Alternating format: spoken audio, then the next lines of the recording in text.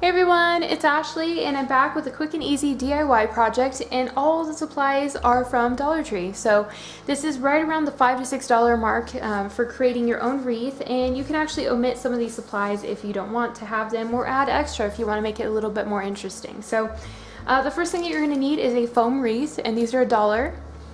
And then some wire edged ribbon. I chose this really lovely, wired ribbon that has kind of this yellow and white polka dot pattern because I thought it was super cute.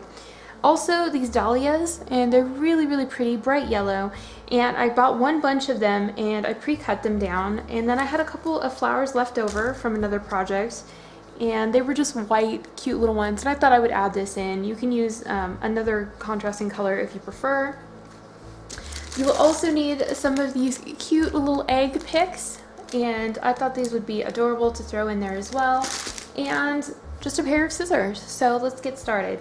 So the first step is actually preparing your flowers, and the first thing that you're going to want to do is take the actual stem and you're going to cut the stems off here. So what you actually do is you cut the little plastic shroud that surrounds this, and then you just bend these back and forth at an angle and it will break off very cleanly. Well, the next step is actually to take this and you're gonna cut this down so it's probably about 1 inch or to 1.5 inches away from the actual flower, and you're just gonna cut the actual plastic shroud for the wire just around it, not the wire itself.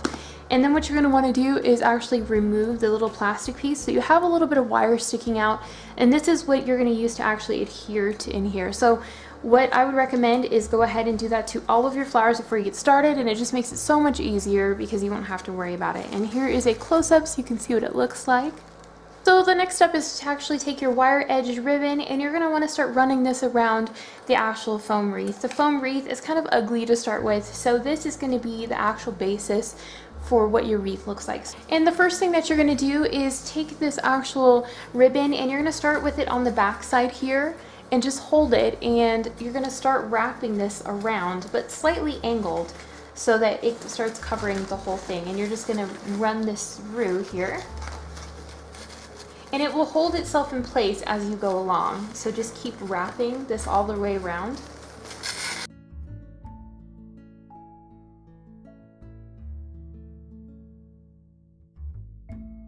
You can see you end with just the perfect amount, just enough to cover the end here.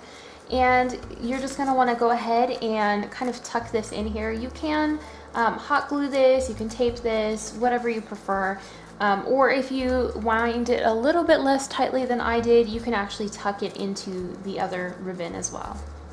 So the next step is we're going to take some of these dahlias, and because this is a foam wreath, this is going to work great for this.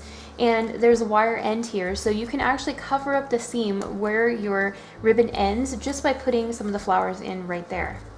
And what I'm going to do is actually take this at an angle and kind of slide it in here.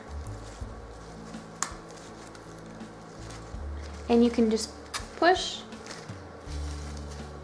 and then you can start arranging it. And what I'm going to do for this one is I'm actually going to arrange it in one section so that it's a little bit heavier with flowers, and instead of doing the whole wreath, because I do want the ribbon to show up for most of it.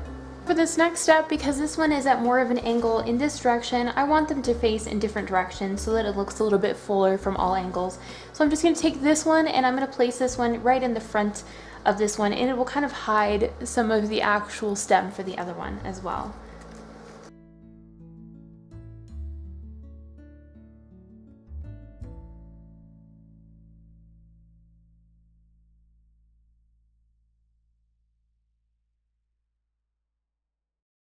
So now I'm actually going to take them in some of these and fill in the other spots. So this one, because if you look at the stems, I have one over here and I have one way over here. So there are some really large gaps. So I want to fill in this section up here a little bit more, and I'm going to go ahead and put this one straight down, kind of at an angle so it faces upwards.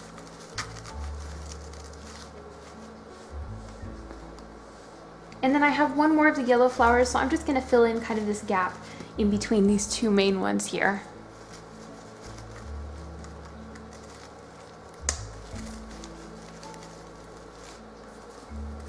So as you can see, that's what it looks like when the focus flowers are in, but that kind of looks a little too yellow. There's yellow and yellow. You need to kind of break it up a little bit. So I'm taking these little extra white flowers that I have, and I'm gonna go ahead and intersperse them in here to give it a little bit more dimension.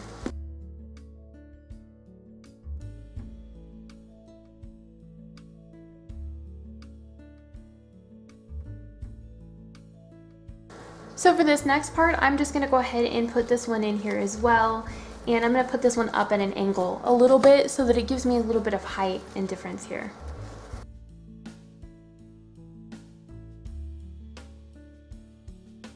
So for the next step, all you do is just take these cute little eggs, and you can actually break off the sticks to a very short amount here, probably a couple inches at the most. And you can just tuck them in the folds here if you prefer, like this one is in the front. Or you can actually, you know, hold them in with the flowers, or you can hot glue them as well. So whichever option that you prefer or you have handy, I usually use hot glue if I can.